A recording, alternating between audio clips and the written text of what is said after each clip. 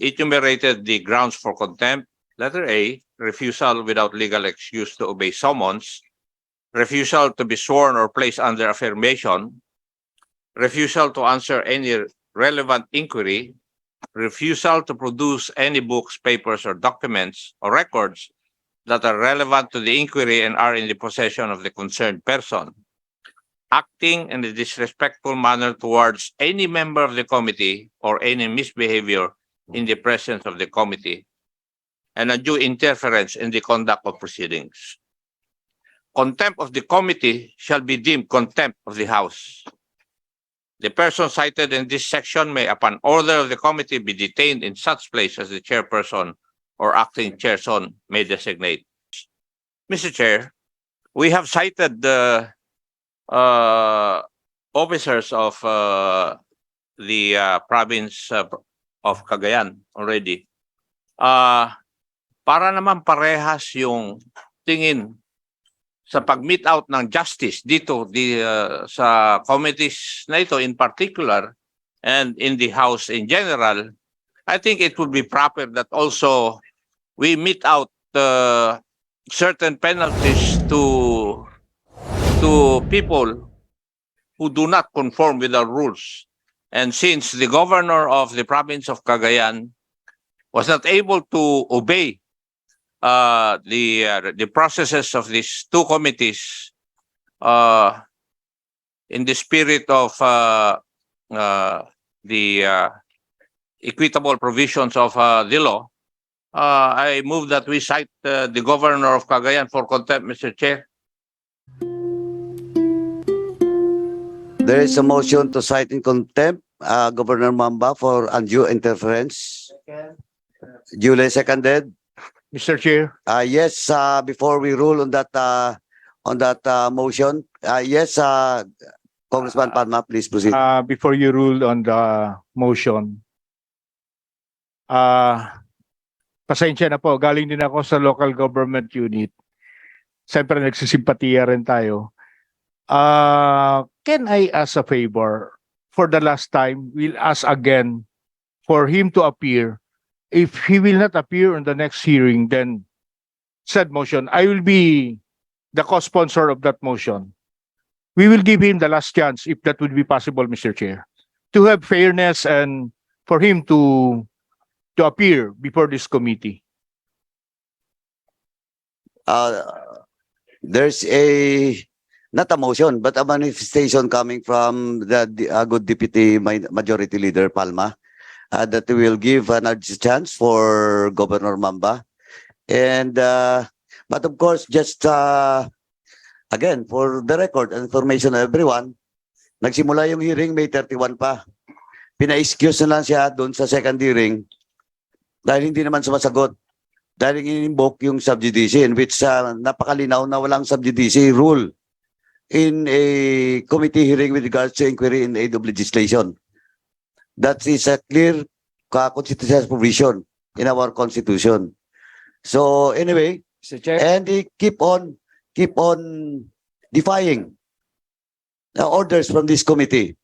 Yes, Congressman Alyong. thank you, Mr. Chair. So as not the public will misconstrue what we're doing here, baka sabihin nila ay nagpa-power trip tayo dito. In fact, Mr. Chair, in sobrang lenient ang pag-extend ng committee ito. We've been lenient, the chairpersons, we've been lenient for the past several months. In fact, we've given all those who are requested to appear before this committee in order that we can resolve the case. Hindi ho sila. They consistently, deliberately ignore the requests, the invitations, and the summons.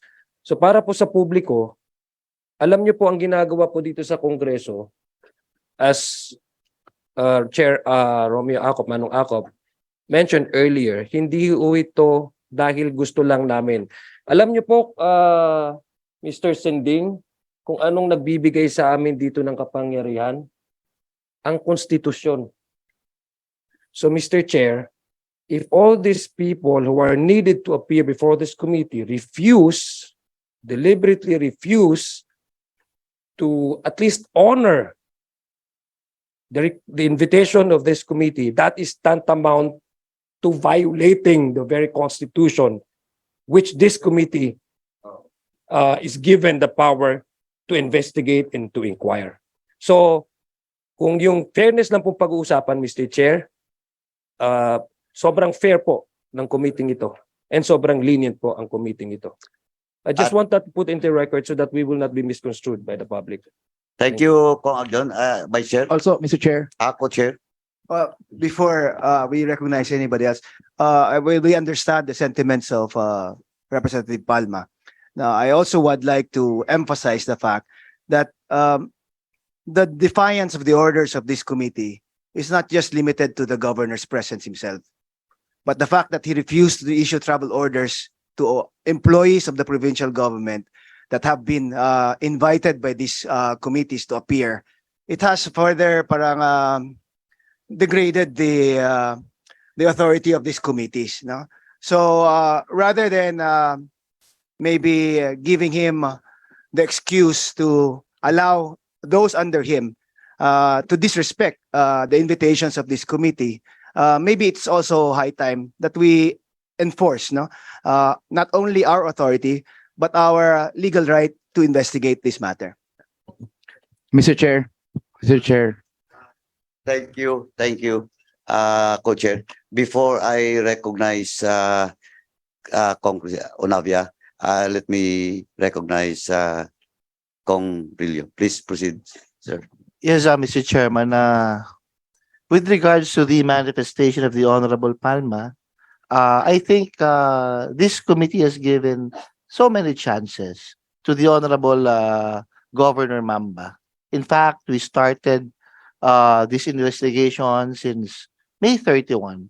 And of course, we do not forget that Governor Mamba was once a member of this House of Representatives. And he very well knows the consequences of not following the orders of this House and especially this committee. Ang sa akin lamang po, the more responsibility na mas alam mo yung consequences na yan being a former member of this chamber. And giving him 3 months is more than enough para po malaman niya yung mga dapat niyang gawin. And in fact, okay lang sana kung hindi siya eh. Pero pati po yung miyembro ng kanyang mga kasamahan sa Provincial Government ng Cagayan ay hindi rin niya pinapayagang dumalo sa committee ito, ay siguro po mas marapat na nating desisyonan ang bagay na ito dahil tayo naman po lahat alam ko may puso naman tayo. Pero pag nakikita natin na patuloy tayong binabaliwala, lalong-lalo na ng isang dating miyembro ng chamber na ito, siguro po dapat disiplinahin na natin ang dapat disiplinahin. Maraming salamat po. Thank you for that manifestation, Congressman Rillo. Yes, Congressman Onavia. Also, Mr. Chair, are we not in the possession of the video clip regarding Governor Mamba during his flag ceremony regarding his statement that sino daw yung mga vote buyers, Mr. Chair? Maybe can I request to play? Habang inanap pa, yes, yes, the Honorable Palma, please proceed. Yeah, there's a pending motion and it was seconded. I submit to the wisdom of this committee. Thank you. Thank you, Deputy Majority Leader Palma. Now, there's a motion to cite in contempt Governor Mamba for undue interference, duly seconded on the part of the Committee on Public Accounts. Any objection? The chair says none. The motion is carried.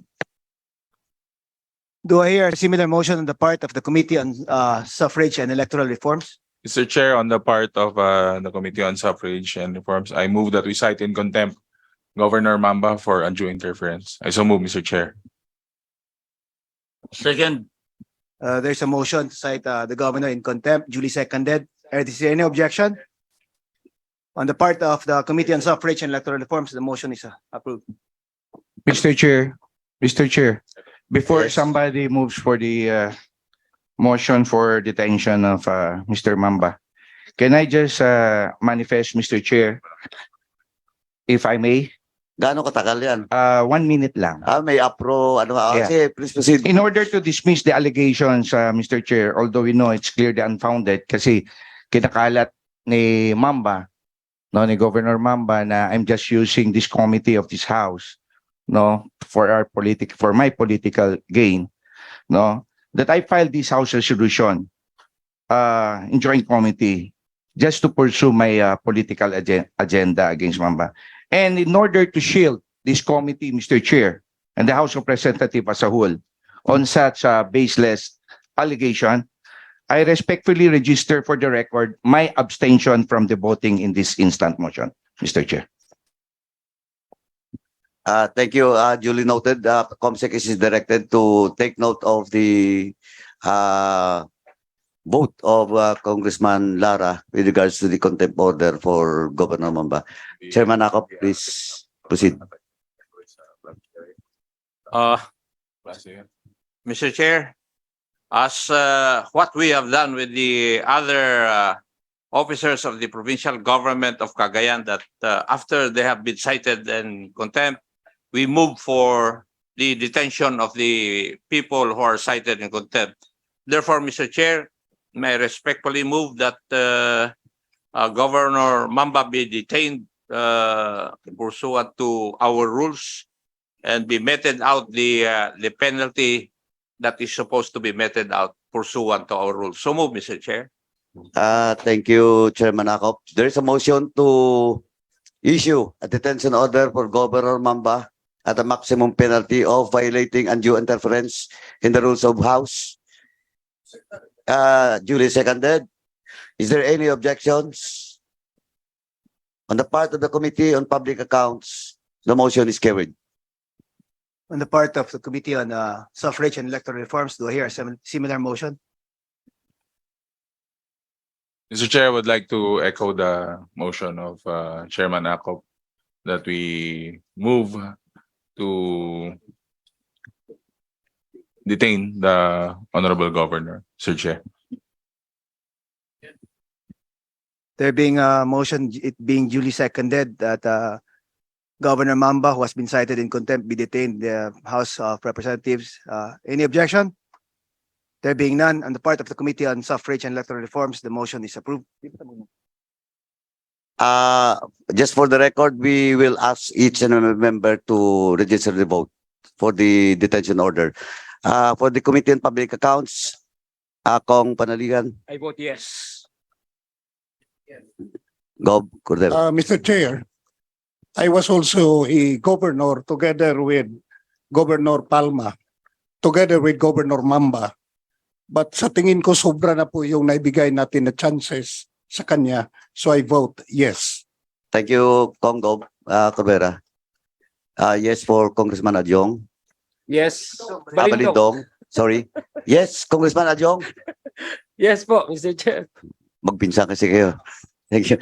Anyway, before Congressman Villa and Congressman Luis Reyes in the other room, they registered the vote for the affirmative to cite for the detention order for Governor Mamba. Yes, sir. And of course, the movant, the chairman of the Committee on Transportation, Congressman Acop. On the part of Committee on Suffrage and Electoral Reforms, Representative Wawa Fortes, how do you vote? Vice Chairperson Ann Matibag, Sure, my vote is yes. Representative Paulo Ortega, I vote yes, Honorable Chair. Representative Marvin Rillo, I vote yes, Mr. Chair. Vice Chairperson Renanta Arrogancia, Deputy Majority Leader Teves, the good Teves, Deputy Majority Leader Wilter Palma,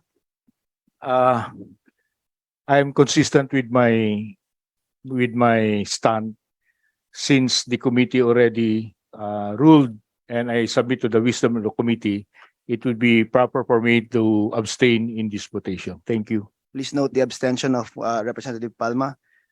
Deputy Majority Leader Primicia Sagabas already manifested that she's voting in favor. Deputy Majority Leader David J.J. Suarez votes in the affirmative.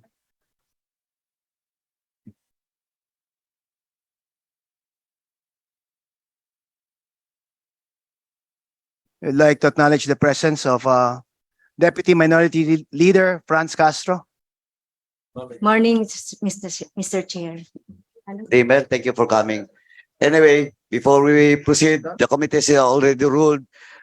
The COMSEC is directed to communicate to the certain terms to implement the said order of this committee. So ordered.